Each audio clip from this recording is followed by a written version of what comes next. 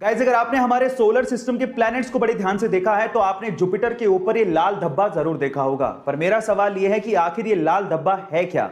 नहीं, ये कोई लाल चट्टान नहीं है, बल्कि ये 350 सालों तक, जी आप ठीक सुन रहे हैं, 350 सालों तक एक्टिव रहने वाला एक तूफान है। और इस तूफान का साइज इतना बड़ा है कि इसमें हमारी धरती तक पूरी की पूरी समा सकती है। गाइस, ये ह्यूमंस की जानकारी के हिसाब से अब तक का सबसे लंबा एक्टिव रहने वाला तूफान है। अर्थ पर 1994 में हैरिकेन जोन्स नामक एक तूफान आया था जो कि मात्र 31 दिनों तक ही एक्टिव था, जबकि ये तूफान 350 सालों से जुपिटर के ऊपर एक्टिव है। गाइस, आपको ये फैक्ट जान के कैसा लगा चैट सेक्शन में जरूर लिखिएगा और ऐसे अमेजिंग वीडियोस के लिए YouTube पे हमारे चैनल को सब्सक्राइब कर लीजिएगा। मैक्सिको में एक बहुत ही रहस्यमयी जगह है जिसका नाम है द जोन ऑफ साइलेंस। अब क्या खास है इस जगह में, मैं आपको बताता हूं। यहां पर घड़ियों की सुइयां अचानक से रुक जाती है, रेडियो के सिग्नल काम करना बंद कर देते हैं, कंपास की सुई चारों तरफ घूमने लगती है और आपके मोबाइल के सिग्नल वो भी पूरी तरह से ठप पड़ जाते हैं, यानी कि पूरा का पूरा कम्युनिकेशन एकदम ठप। सबसे मिस्टीरियस बात यह है कि the zone of silence, Bermuda triangle और गीजा के पिरामिड वर्ल्ड मैप पे एक ही लाइन पे हैं, यानी कि तीनों मिस्टीरियस जगह अलाइंड है। ये मिस्टीरियस फैक्ट सुन के आपको कैसा लगा चैट सेक्शन में लिखना मत भूलिएगा। गाइस, क्या आप लोग एलियंस पे बिलीव करते हो? और अगर नहीं करते तो एल्बर्ट आइंस्टाइन का ये स्टेटमेंट आप लोगों को जरूर सुनना चाहिए।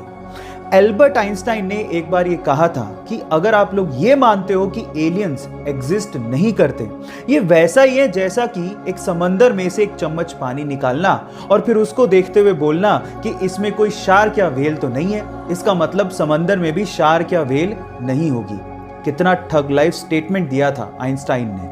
मैं आपकी जानकारी के लिए आपको बता देता हूं कि यूनिवर्स बहुत बड़ा है और अगर कहीं छोटी सी जगह पे एलियन एग्जिस्ट नहीं कर रहा, इसका ये कतई मतलब नहीं है कि यूनिवर्स में एलियंस नहीं एग्जिस्ट करते।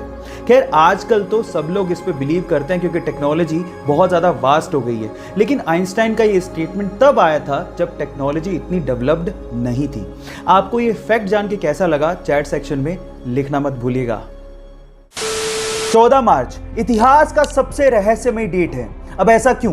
क्योंकि इसी दिन एक महान वैज्ञानिक अल्बर्ट आइंस्टाइन का जन्म हुआ था और इसी दिन एक महान वैज्ञानिक स्टीफन हॉकिंग्स की मृत्यु हुई थी। अब आप लोग कहेंगे कि इसमें क्या खास बात है? खास बात है क्योंकि 14 मार्च को ही 1:59 पे हम लोग पाई डे बनाते हैं। अब पाई क्या है? पाई एक रहस्यमयी गणित का नंबर है जिसके बिना स्पेस और साइंस की बहुत सारी डिस्कवरीज अधूरी हैं। अब आप नंबर पे गौर करिएगा। मार्च तीसरा महीना, उसके बाद डेट है 14 और टाइम है 1:59, यानी कि 3.14159। आपने पाई का वैल्यू दशमलव के बाद 5 स्थानों तक याद कर लिया। इससे रहस्यमयी और मोटिवेटिंग चीज क्या हो सकती है?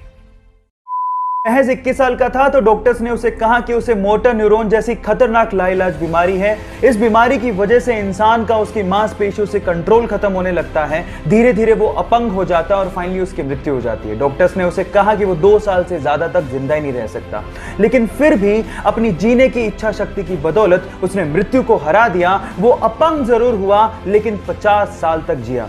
इस बीमारी की वजह से उसके हाथ पैर कुछ भी काम नहीं करते थे, लेकिन उसका दिमाग अभी भी जिंदा था और अपने स्पीच सिंथेसाइजर के थ्रू उसने बहुत सारी बुक्स लिखी, जिसमें से एक बुक थी the brief history of time, और उसने रिकॉर्ड्स की झड़ी लगा दी। पूरी दुनिया में 1 करोड़ से ज्यादा प्रतियां बिकी। Yes, I am talking about Stephen Hawkings, जिनका कहना है कि लाइफ में बहुत सारी कठिनाइयां होंगी लेकिन फिर भी आप कुछ ना कुछ कर सकते हो और सफल हो सकते हो। लंदन में बहुत सारे वैज्ञानिकों के बीच में एक भारतीय वैज्ञानिक इस चीज को सिद्ध करना चाहता था कि धातुओं में भी प्राण होते हैं। इसके लिए उसने आयरन की रोड ली, उसे तार से लपेटा और तार के लास्ट में एक निब लगाई, उसे ग्राफ पे लटका दिया। अब प्लान ये था कि उसके ऊपर वो एसिड गिराएंगे जिससे धातु थर-थर कांपेगा और वो ग्राफ में दिखेगा। अब जो बोतल उन्हें पकड़ाई गई थी, जैसे ही उन्होंने वो बोतल उड़ेली, धातु पे कोई फर्क ही नहीं पड़ा। सारे वैज्ञानिक हंसने लगे कि ये पॉसिबल थोड़ी है, धातु में प्राण कहां होते हैं। तो उसके बाद उन्होंने वो बोतल उठाई और वो गट-गट करके पी गए, क्योंकि उन्हें पता था कि किसी ने धोखे से एसिड को बदल दिया गया है।